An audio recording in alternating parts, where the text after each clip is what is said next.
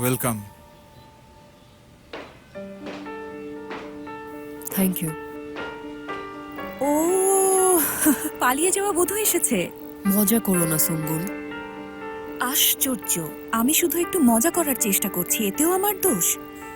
আমাকে একটু উঠতে হচ্ছে। কেউ কোথাও যাবে না।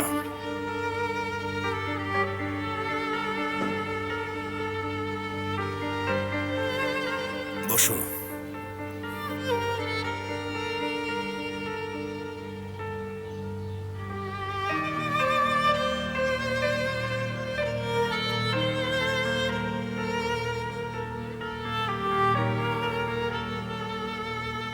তোমরা দুজনেই আমার খুব কাছের মানুষ। তোমরা দুজনেই আমার সন্তান। আমি এই ছাদের নিচে কোনো বিবাদ চাই না। বিবাদ বলছেন? কিসের বিবাদ বাবা? সেফের, সেফের তুমি শান্ত হও বাবা। হ্যাঁ, যা ঘটেছে তা ঠিক হয়নি, কিন্তু আমরা সবাই মানুষ। আমরা ভয় পাই, চিন্তিত হই। সেমা একটা ভুল করেছে, তাকে ক্ষমা করব এবং ভুলে যাব। আমরা এখানে একটা পরিবার। এই ছাদের নিচে সবাই একটা পরিবার। সবাইকে এটা খুব ভালোভাবে মনে রাখতে হবে। সেমা, তুমি ক্ষমা চাইবে। আশা করি তুমি এখন অনুতপ্ত। আমার সম্মানের ব্যাপারে কি হবে বাবা? ও আমাকে ভীষণ অপমান করেছে।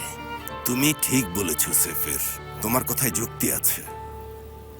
আমি এই মহিলার সাথে একই ছাদের নিচে থাকতে পারবো না। সেফের, যাকে এই মহিলা বলছো, বিয়ের দিন পর্যন্ত সে তোমার বাগদত্তা ছিল।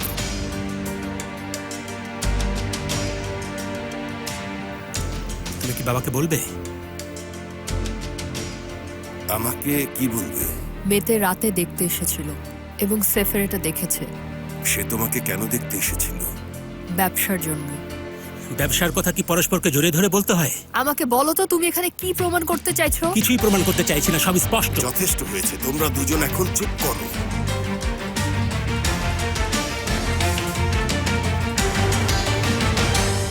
আমরা বলবো আমাদের মধ্যে আসলে কিছুই নেই।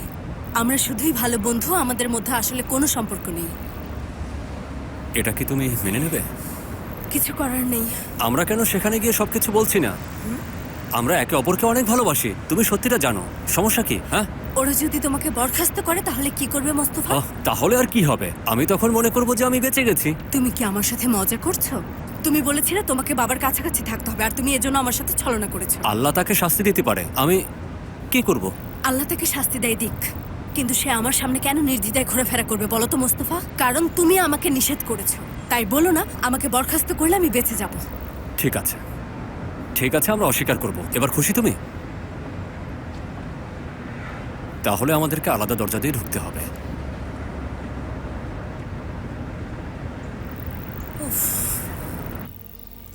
বাবা, আমি এই মেয়ের সাথে একই ছাদের নিচে থাকতে পারবো না। আপনি আমাকে মারতে পারেন বা কোনো শাস্তি দিতে পারেন, যা ইচ্ছা করতে পারেন, কিন্তু আমি ওর সাথে এই ছাদের নিচে থাকবো না। সেফের, বাবা আমার কথা মন দিয়ে শোনো। তুমি আমার জন্য গুরুত্বপূর্ণ, কিন্তু অবাধ্য হলে এই বাড়িতে আর ঢুকতে পারবে না। ঠিক আছে বাবা, কিন্তু আমার মতের কোনো পরিবর্তন হবে না।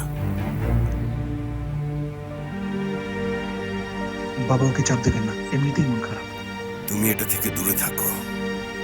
সেফের থাকুক, আমি যাব। আল্লাহ বাঁচিয়েছে। আমি এতে রাজি। আমিও এতে রাজি আছি। ঠিক আছে, ঠিক আছে, যারা চলে যেতে চায় চলে যাক, কিন্তু তারা আর এই বাড়িতে পা রাখতে পারবে না। যারা আমাকে ছেড়ে যায় তাদেরকে আমি আমার সন্তান মনে করি না। তাহলে ঠিক আছে বাবা, এখন থেকে আপনার আর সেফের নামে কোনো ছেলে নেই।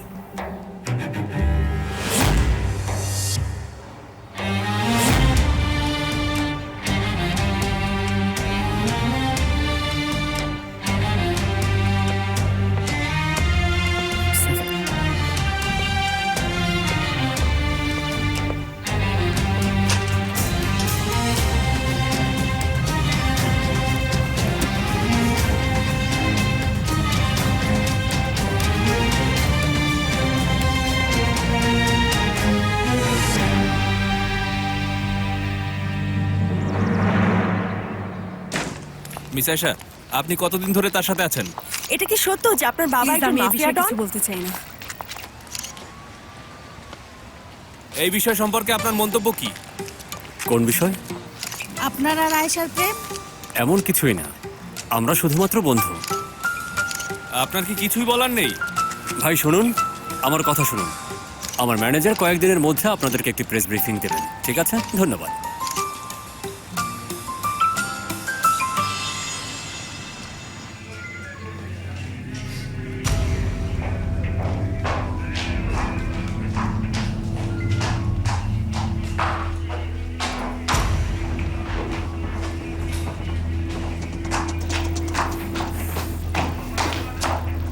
এটা কি শুনছি মিস আয়েশা?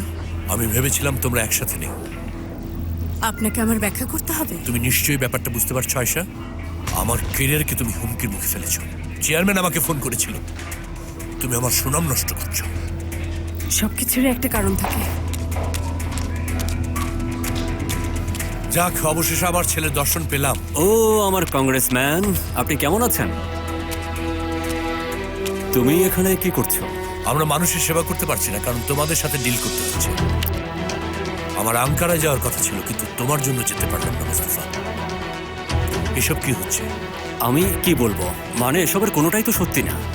মুস্তাফা, তুমি আমাকে এসব শেখাতে এসো না। আমি এটা দেখছি, আমি সামনে যাবো। আমি যখন এটা শুনি তখন আমার শীত দ্বারা শিউরে ওঠে। ইন্সপেক্টররা তোমার জন্য অপেক্ষা করছে, দুজন দুই রুমে। আমি তাদের সাথে কথা বলেছি, এখন তুমি তাদের বোঝাবে। আর তুমি বের হওয়ার পর প্রেসকে একটা বিবৃতি দেবে, তারা যেন আর কথা না বাড়ায়। হ্যাঁ, বুঝতে পেরেছি।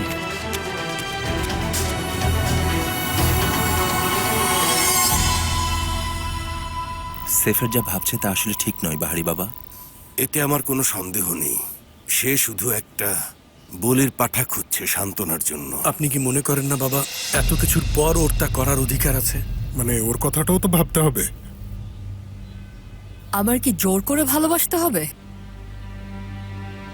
আচ্ছা, যদি বিয়ে নাই করতে চাও তাহলে বিয়ের দিন পর্যন্ত অপেক্ষা করা উচিত হয়নি।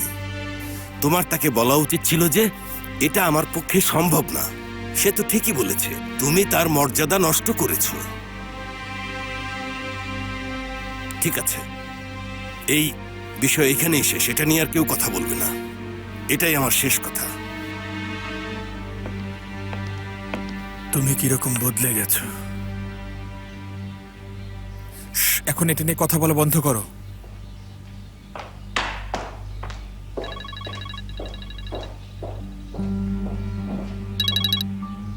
হ্যালো সদরুদ্দিন, এটা কি করেছো? আমরা তোমার কথা মতো সবকিছু করছি। আর শুনে রাখো, সবকিছু রেডি হবার পর যদি আমি আদিল তোপালকে না পাই তাহলে আমি তোমাকে শেষ করে দেব। ঠিক আছে, কিন্তু শিপিং কি কাল রেডি হবে? হবে হবে, চিন্তা করো না। আমার কলের অপেক্ষা করো। ভালো।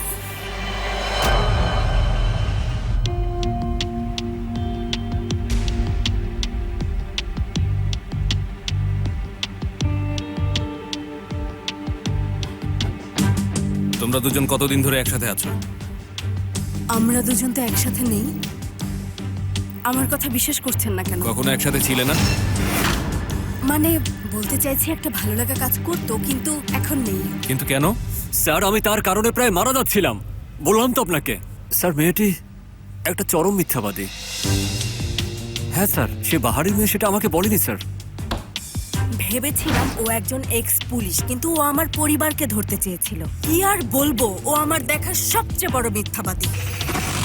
আমি যদি মরেও যেতাম তার কাছে যেতাম না, যদি জানতাম সে বাহারির মেয়ে। সত্যি আমি সত্যটা জানতে পেরেছি, ও আমার ইমোশন নিয়ে খেলতে চেয়েছিল।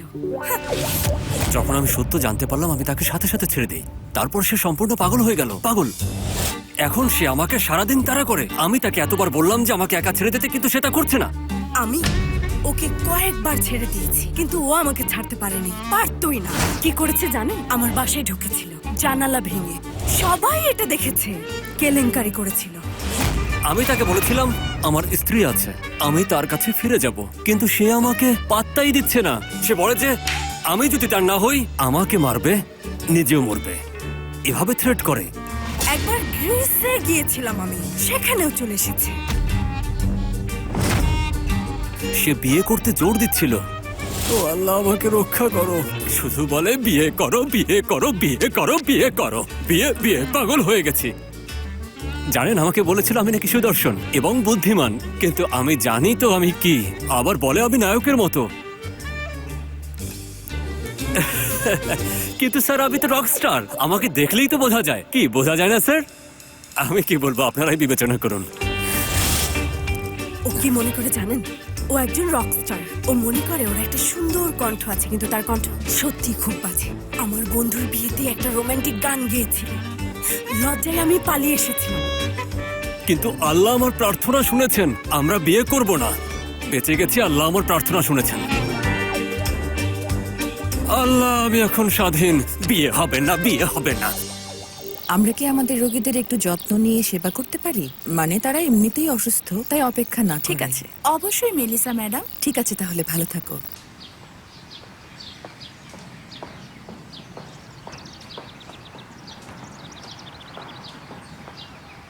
ও হ্যালো মিস্টার বাহারি।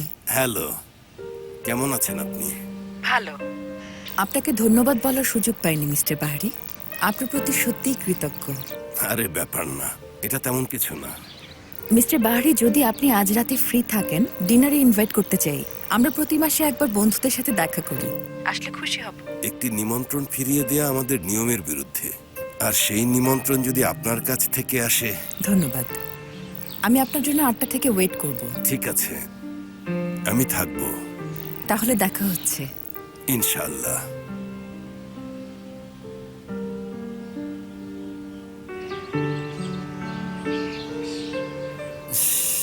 আসলে সত্যি বলতে সে আমার টাইপেরই না। হ্যাঁ, ওর ওজন তো খুবই কম। আমি আসলে বলতে চাচ্ছি, কম ওজনের কাউকে জড়িয়ে ধরলে মনে হবে যে বাতাসকে জড়িয়ে ধরে আছি। ওর ক্ষেত্রে ব্যাপারটা তাই হয়। ওর দুটো চোখ দুরকম। একটা চোখ মনে হবে বাম দিকে যাচ্ছে, তো আরেকটা মনে হবে ডান দিকে যাচ্ছে। আমি সত্যি বলছি। আমার মতে সত্যি বলতে মেয়েদেরকে একটু নাদুস নুদুস হওয়া উচিত, তাই না? আই থিংক একজন ছেলের আসলে গ্ল্যাডিয়েটরের মতো হওয়া উচিত। ম্যানলি, সিক্স প্যাক, দেখতে হ্যান্ডসাম। আরো দেখেছেন তো, কিচ্ছু নেই গায়ে, কিচ্ছু নেই, হ্যান্ডসাম হতো না। যেদিন আমরা ব্রেকআপ করলাম, আমি 7টা ছাগল কোরবানি দিয়েছি। আর এই বিষয়ে রিস্ক নিতে চাই না। কি করেছি জানেন? গরু কোরবানি দিয়েছি। আমি 100টা মিসকিন খাইয়েছি। এই ছবিগুলো সম্পর্কে কি বলবেন? এই ছবিগুলো আসলে ফটোশপে এডিট করা। ফটোশপে এডিট করা? আমাদের সম্মান। এটা ফটোশপে করা না? উফ আল্লাহ, এসবের মানে কি বলুন তো? এটা গতকাল তোলা। আমার যে রিপোর্টার এটা তুলেছে তার সাথে কথা বলেছি।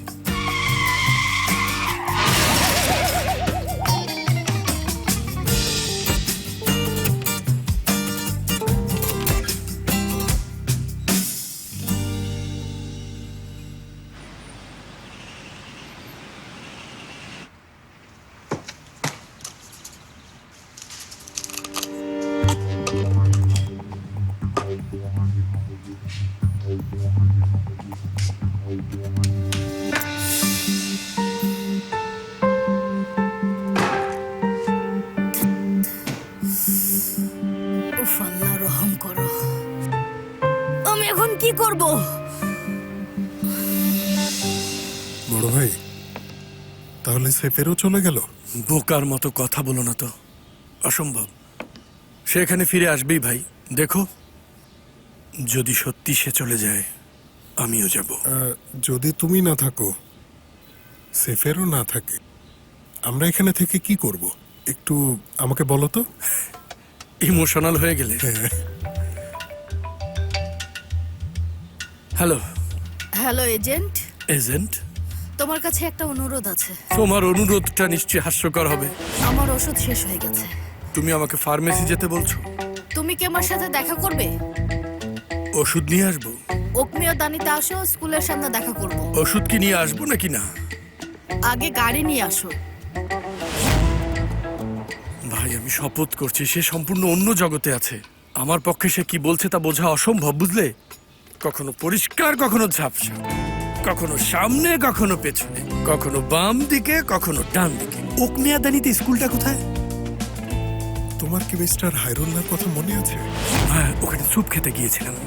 হ্যাঁ, তার দোকানের ঠিক সামনে নুরুল্লাহ সিঙ্গারার দোকান।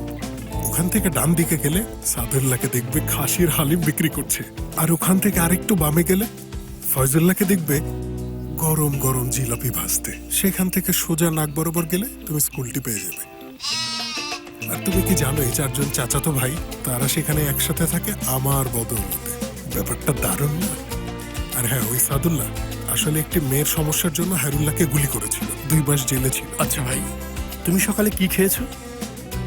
কেন, লোকেশন বোঝোনি? ও আল্লাহ, সবাই পাগল।